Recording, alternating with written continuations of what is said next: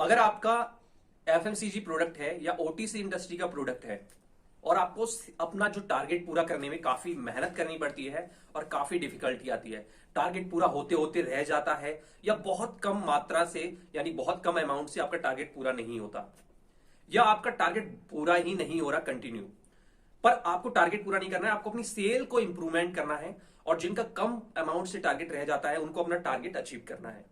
तो एक बहुत छोटा सा फॉर्मूला मार्केट में चलता है, उसको मैं आज आपको शेयर कर रहा हूं। वीडियो को पूरा देखिएगा, अच्छा लगे तो कमेंट करिएगा, लाइक करिएगा और अपने सुझाव भी हमें दे सकते हैं। चलिए दोस्तों, वीडियो को स्टार्ट करते हैं। अधिकतर कंपनी, मोस्टली कंपनी जो होती हैं वो किसी भी प्रोडक्ट का कई सारे एसक्यू बनाती हैं, यानी कि पैक साइज बनाती हैं। अब पैक साइज क्यों बनाया जाता है? पैक साइज इसलिए बनाया जाता है कि हर तरीके की कस्टमर तक हम पहुंच सकें। हर तरीके की कस्टमर की अलग अलग कैपेसिटी होती है उसी प्रोडक्ट को खरीदने की। कोई उसका 10 रुपए प्रोडक्ट वाला खरीदता है, कोई 50 वाला, कोई 100 वाला, कोई 500 वाला। प्रोडक्ट सब खरीदते हैं, लेकिन पैक साइज अलग अलग कस्टमर के लिए बनाया जाता है। अब बहुत सारी कंपनियां उसमें पाउच ही बनाती हैं, 1 रुपए का पाउच, 2 रुपए का पाउच, 5 रुपए का पाउच। तो यानी कि कस्टमर बहुत तरीके के हैं और उनका जो परचेजिंग बिहेवियर है वो सब अलग अलग तरीके का है। उसी को संतुष्ट करने के लिए एसक्यू बनाए जाते हैं, पैक साइज बनाया जाता है। अब आप क्या करते हैं कि आप छोटे पैक साइज पर, अधिकतर सेल्स एम्प्लॉय जो होते हैं छोटे पैक साइज पर ज्यादा फोकस नहीं करते, क्योंकि छोटे पैक साइज में उनको वैल्यू कम दिखती है और क्वांटिटी ज्यादा बेचनी पड़ेगी।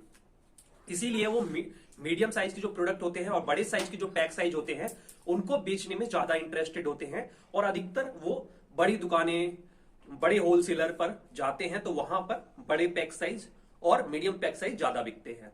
उन्हीं दुकानों पर वो बाद में कोशिश भी करते हैं कि छोटे पैक साइज भी रखो, लड़ी वाले भी रखो, 1 रुपए 5 रुपए वाले भी रखो।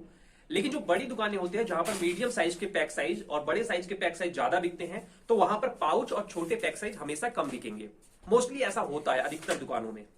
और जहां पर पाउच और छोटे पैक साइज ज्यादा बिकते हैं वहां पर मोस्टली मीडियम साइज के और बड़े साइज के पैक साइज कम बिकते हैं। तो मेरे कहने का मतलब ये है कि एक ही एरिया है, एक ही टेरिटरी है और ये पैक साइज आदमी की परचेजिंग बिहेवियर पर बनाए गए हैं, कैपेसिटी पर बनाए गए हैं। तो अमीर गरीब इलाका, मिडिल क्लास इलाका, बहुत ही पिछड़ा हुआ इलाका, सभी कुछ मिक्स होता है, हर तरह के लोग रहते हैं।